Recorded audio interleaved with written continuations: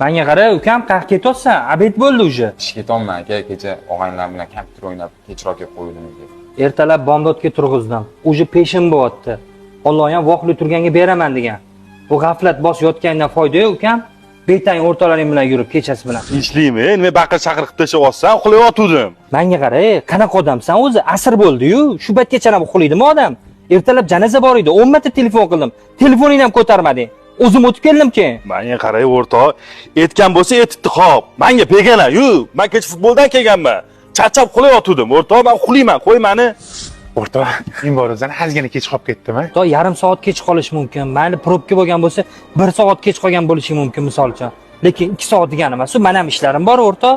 Men suvda turibman seni kutib. Voy, namancha vahima qilasan. Kelyapman-ku, kelmasamida aytsang bo'lardi.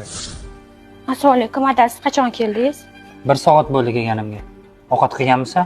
Kecha YouTube ko'rib uxlab qolman. O'zi bu narsa olib kelmadingizmi? Xotin shu narsani esingdan chiqazmagan. Qo'y kech payt voqli yotib, ertalab voqli uyg'on ekan. Allohning rahmatidan benasib qolib ketmaydi.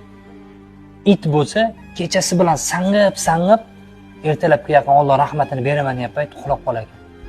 Sen qaysi toifadan bo'lding? Menga qaranglar azizlar, bitta tafakkur qilaylik-da, video yoqqan bo'lsa, storylar qo'yib, tarqatib qo'yishingizdan chiqmasin. Rahmat.